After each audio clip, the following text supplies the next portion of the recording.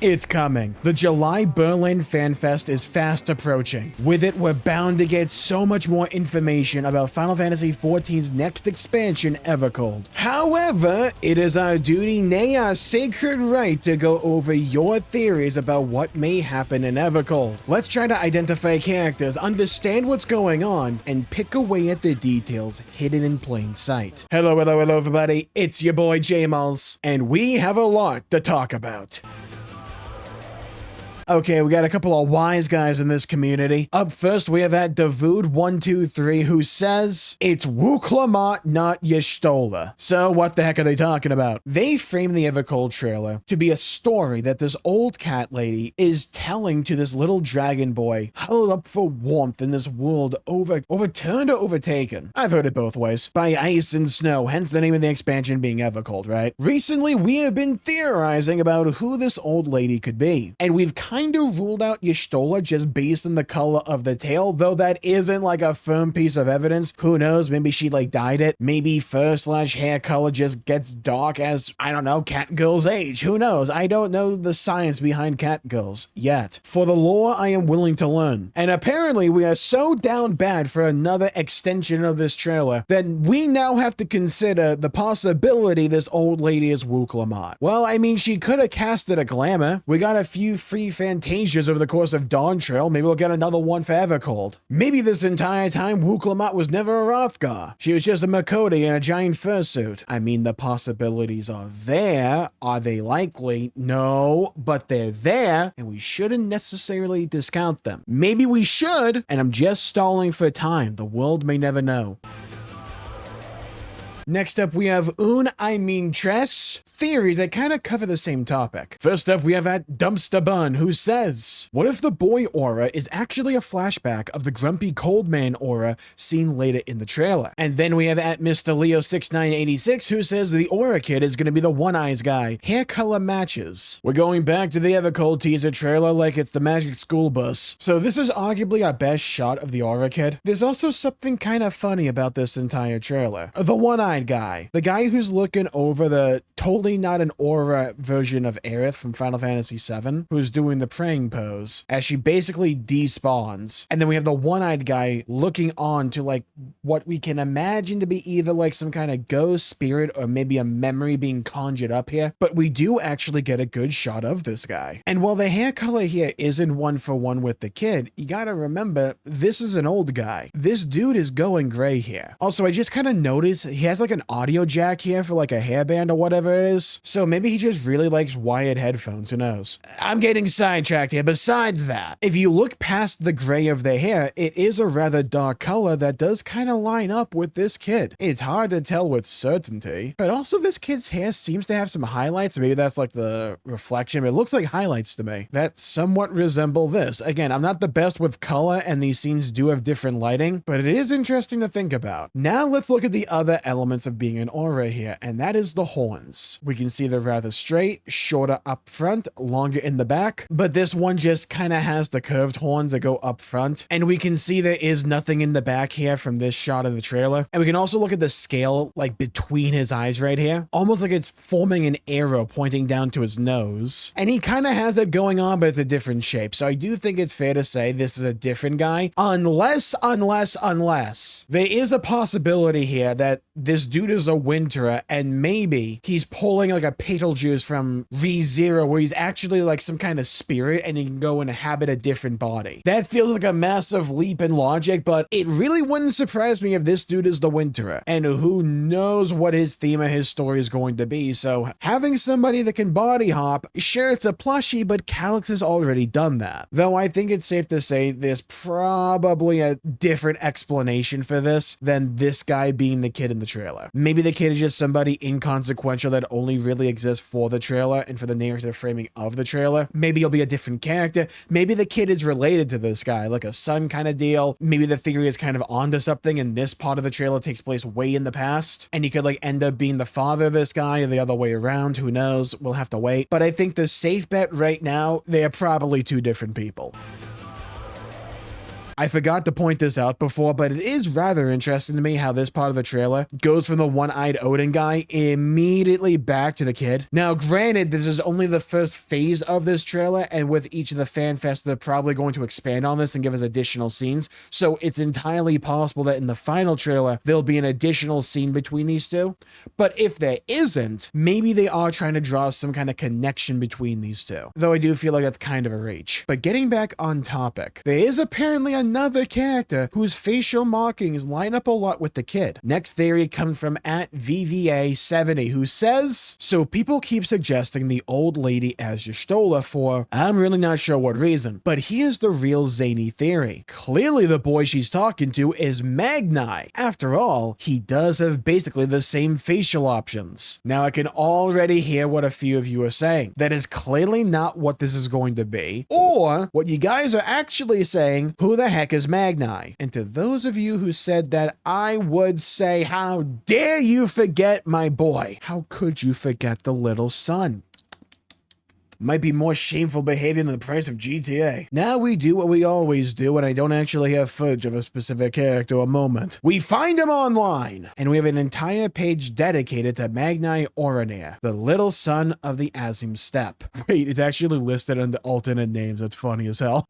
We scroll down here, we can see a picture of Magnai preparing for battle. And yeah, the horns do kind of look similar, but I go back to the scale on his nose. It just looks too dissimilar. The kid's bangs like hide the top part of the scale here, so it's hard to make that part out. But at the very bottom, in between the eyes, we see it forms like this arrow here. And for Magnai, it kind of splits and goes down like each nostril. But the side of the face does kind of look similar. So who knows, maybe that scale in particular, the one in between the nose, is supposed to change and augment as an aura like grows up. But also at the same time, come on, I don't really think these two are the same character. But what if, man? Just like, what if? Give me a chance. Because if we had Magnai back in the main story, this would be the craziest way to reintroduce him as a character. Okay, at this point, I'm definitely overthinking it, and it's definitely Co, but dare to dream. Maybe the kid is Xenos at this point, and it's like a reincarnation type of thing, or he casted a Fantasia himself. How many theories can we just excuse by saying the character maybe just popped a Fantasia? I don't know the number, but I think it's at least 7, and I feel rather strongly about that. Next up, let's analyze some wording hidden in plain sight. Well, is it actually hidden? Either way, we have @SpaceCat278 who says, funny little pattern I just noticed while watching. The last few expansions names have all been related to the Warrior of Light during the story. Shadowbringers because we bring shadow, obviously. That one was a bit on the nose, wasn't it? Endwalker because we go to the end of the universe, and we also walk to the end. Man, they really are not subtle with these, huh? Dawntrail because we create a golden path. Oh, but we're calling it Ethos. Please just call it Dawntrail. Though, wait, I'm actually pretty sure the expansion's not called Dawntrail in the Japanese. Maybe it's just a funny little, like, coincidence from the localization. I don't know if that's intentional, but it makes you think. What could Evercold mean?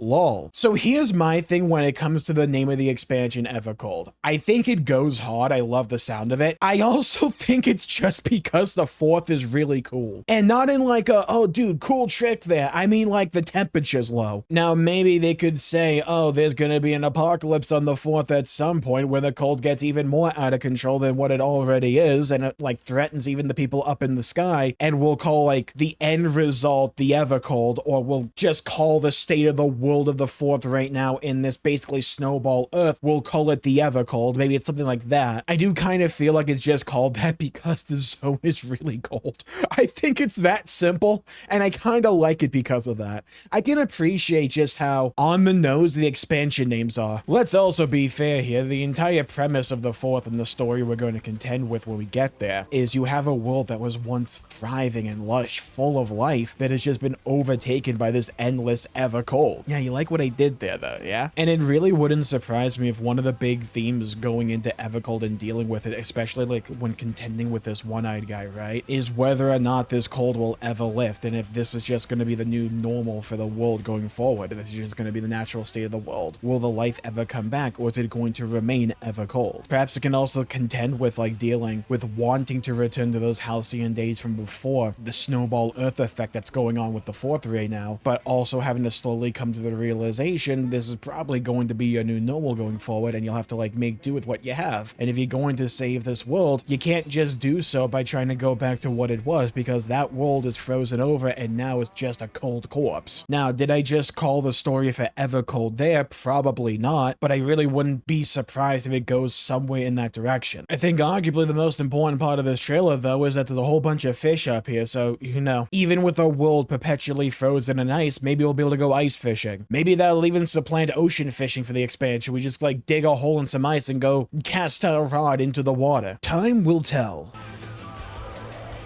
Next up, we have one that might blow the doors open on everything. So buckle up and enjoy the wild ride. We have at SZatQuan842, who says, Sea of Clouds? That's where Cait Sith is. Cait is in Final Fantasy VII, the Odin guy, one-winged angel, one-eyed angel. He's got the same brooch as the old cat lady, too. Yeah, I completely forgot Cait Sith was a character already in Final Fantasy XIV, because it's been so long since I've done or even watched the Alliance raids from Heavensward. But God, could you imagine if Cait Sith of all characters was the Graha tier for Evercold, where you just take a character from an old Alliance raid series and then you make him one of the most important characters in the entire MSQ? It would come out of left field, but I don't think I would hate it. But let's talk about Odin now. But also, just as a reminder, I'm calling him Odin because we don't actually have a name for him. I don't expect his name to actually be Odin, but if there's going to be a lot of parallels to Norse mythology in Evercold, I imagine he's going to be the parallel to like the mythological Odin. Now, the closest thing to a brooch I can see on this guy is on his shoulder right here. This circular little pendant that has all of these symbols going in a circle inside of it with a stud nipple thing in the middle. And the old lady does have a pendant thing here. It is on the opposite shoulder. So I took a screenshot of the old cat lady's brooch here, and let's up the exposure on this image. Okay, let's up the exposure and we can start to make out way more detail here. It has a lot of little details hidden throughout it, but we can see these like arrow/triangle shapes on the outside of this inner circular bit here. Now, to me, that does look different from what One-Eyed Odin over here has. I wouldn't be surprised if there's a connection between the piece itself, but the inner detail work and the patterns that are on the brooch appear different to my eye. And then when we have this shot that's more face on, because the way they did this shot is just like too hard to see the brooch itself. So this is really, in my opinion, the best shot we have of his brooch. I can also mess with the contrast a bit, but just because of the inherent darkness of the image we got this from, I think it's a little bit too hard to get any detail out of it outside of like what we have right here. But I think we have enough to be able to say it's probably different enough to what Odin has. But maybe that's a bit too dismissive here, because it does look kind of odd. It is a circular brooch that's on like his shoulder outside of his cloak. Both the old guy and the old lady have a very similar way of dress in that regard. So while the detail work of the brooch itself might be different, there might be some kind of connection between the brooches that we're just at this point unaware of. Like maybe the markings on the inside of the brooch are meant to be unique from person to person because they signify an individual member of some kind of larger group, probably not the Winterers, but like some larger group operating on the Fourth or in the history of the Fourth. And maybe the old lady and also this guy were part of that group at some point, which is why they both have brooches and also both have cloaks, which aren't identical and could easily just be explained away that the Fourth is really freaking cold, so they needed to bundle up. But maybe the brooch itself and having it on the shoulder is some kind of culture on the Fourth, or some kind of uniform for some group we have yet to meet that both the One-Eyed Odin guy and also the old cat lady are a part of. I'm pretty sure the robes themselves are pretty different, because on the outside of her hood, we have this like embroidery work here that has